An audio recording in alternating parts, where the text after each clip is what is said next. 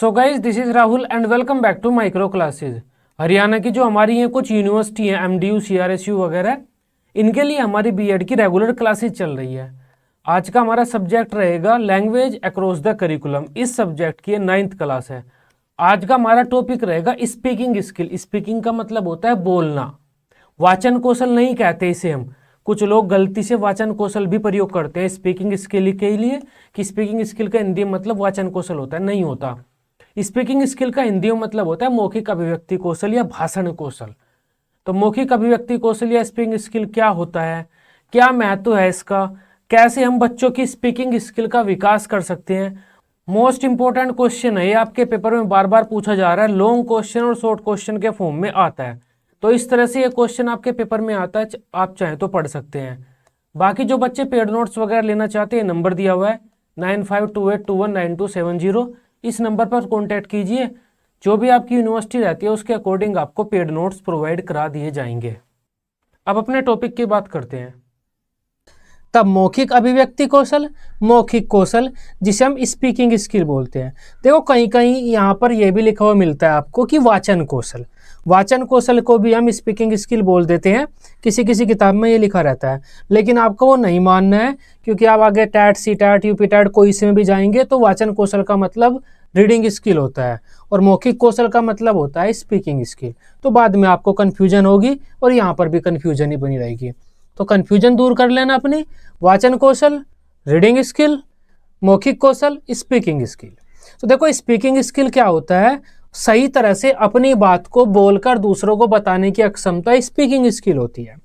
आम भाषा में तो हम ये मानते हैं कि आप कुछ बोल रहे हैं तो वो स्पीकिंग स्किल है, आपकी स्पीकिंग स्किल है, लेकिन नहीं, बोलने का मतलब क्या होता है यहाँ पर स्किल का, कि आप सही तरह से बोल रहे हैं, सही प्रकार शब्दों का प्रयोग करके, शब्दों में उचित गैप लेकर सही प्रकार बोल रहे हैं, इस तरह से बोल रहे हैं कि दूसरे आपकी भावनाओं को, विचारों को सही तरह से समझ ले, तो वो आपका होता है स्पीकिंग स्किल।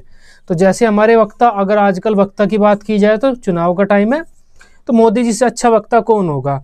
नेता चाहे कैसे भी हों, सबके अपने विचार हो सकते हैं, देश को तरक्की की ओर ले जा रहे हैं या पतन की ओर ले जा रहे हैं, उसके बारे में भी अपने आपके सबके अपने विचार हो सकते हैं, लेकिन एक बात कहनी पड़ेगी, वक्ता अच्छे हैं, वक्ता अच्छे हैं। तो अब बात कर लेते हैं अपने मौखिक अभिव्यक्ति कौशल की।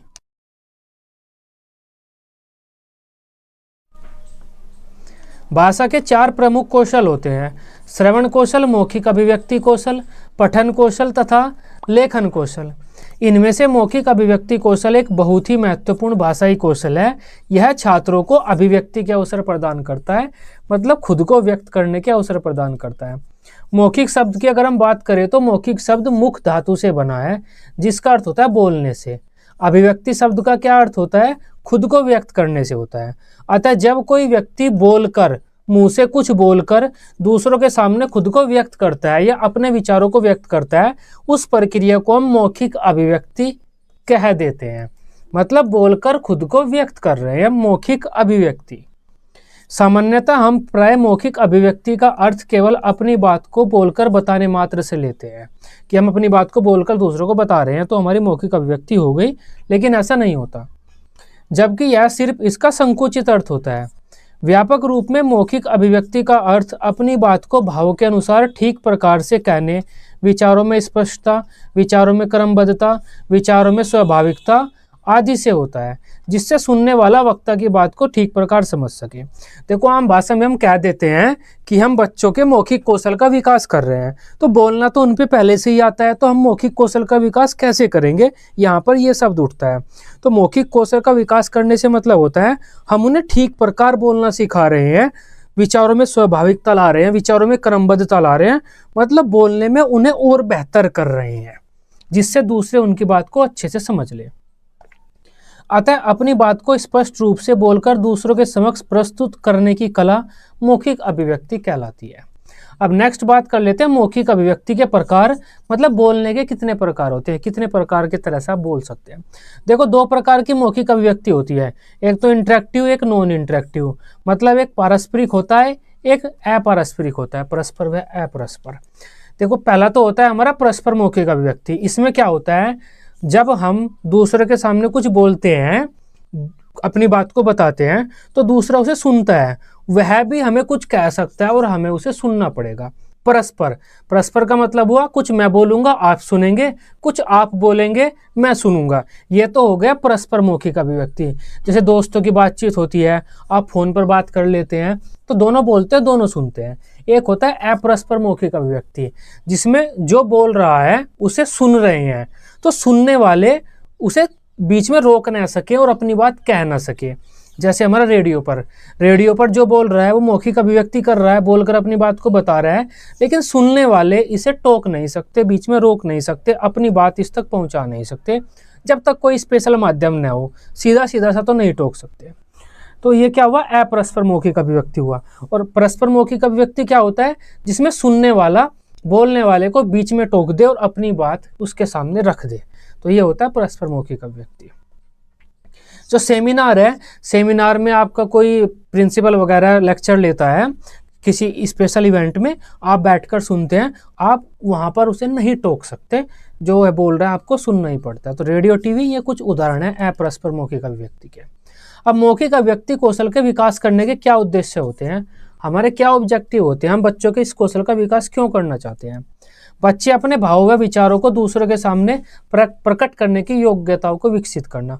तो बच्चों में इस योग्यता को बनाना कि वे अपने भाव और विचारों को दूसरों के सामने रख सके।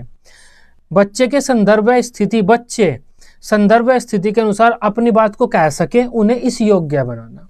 छात्रों के उच्चारण को शुद्ध करना, स्वर, गति, बोलने की गति, स्वर वगैरह को अच्छा करना, उनके बोलने में लोकोक्तियां, मुहावरों आदि का प्रयोग करना सिखाना, उन्हें बोलते समय विराम चिन्हों का ध्यान रखना सिखाना। छात्रों को इस योग्य बनाना कि वे अपने अनुभव के अनुसार कोई रचनात्मक बात कह सके, सिर्फ सुना सुनाया ही न बोले, अपने अकॉर्डिंग भी कोई क्रिएटिव बात दूसरों के सामने रख सके। अब नेक्स्ट है हमारा, अगर हम मौखिक अभिव्यक्ति कौशल का विकास करना चाहते हैं तो उसके क्या क्या मेथड हो सकते हैं। सबसे पहला तो सहस्वर वाचन विधि। हम बच्चों को बुक दे सकते हैं और कह सकते हैं आप इसे जोर जोर से बोलते हुए पढ़िए, तो बच्चे एक बुक लेंगे, उसे जोर जोर से बोलेंगे तो बोलने के कौशल का उनका विकास होगा।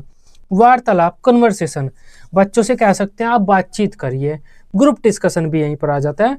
विवाद कह सकते हैं आप विवाद वो कीजिए, डिबेट कीजिए, बातचीत कीजिए, डिस्कशन कीजिए, या किसी टॉपिक पर आप डिबेट कीजिए, वाद विवाद कीजिए, तो ये भी आपको यहीं पर आ जाता है। प्रश्नोत्तर विधि, टीचर क्या कर सकता है, बच्चों से क्वेश्चन पूछ सकता है अलग अलग, तो बच्चे उसका जवाब देंगे, उससे क्या होगा, बच्चों के बोलने वाले कौशल का विकास होगा। चित्र वर्णन विधि, हम अपने कॉलेज में, स्कूल में सामने दीवार पर एक कोई चित्र टांग सकते हैं और बच्चों से कह सकते हैं कि इस चित्र को वर्णित कीजिए। एक एक बच्चा खड़ा होगा, अपने अकॉर्डिंग उस चित्र को वर्णित करेगा, उस चित्र का वर्णन करेगा, तो इससे बच्चों के मौखिक कौशल का विकास होगा। नाटक मंचन, नाटक मंचन का मतलब होता है ड्रामा, प्ले, स्किट। कॉलेज में आपके ड्रामा होता है ना 26 जनवरी 15 अगस्त को, तो वही आप अपनी क्लासरूम में कोई ड्रामा कंडक्ट करा सकते हैं 4-5 बच्चों को लेकर, तो वे आपस में बातचीत करेंगे, उससे क्या होगा, उनके बोलने वाले कौशल का विकास होगा। तभी हमारी आज की क्लास थी। वीडियो अच्छी लगी हो, आप इसे अपने बीएड ग्रुप में दोस्तों के साथ शेयर कर सकते हैं। बीएड की सभी सब्जेक्ट की इसी तरह से डेली रेगुलर क्लासेस लेने के लिए आप इस चैनल को सब्सक्राइब कर सकते हैं। Till then, bye bye, take care.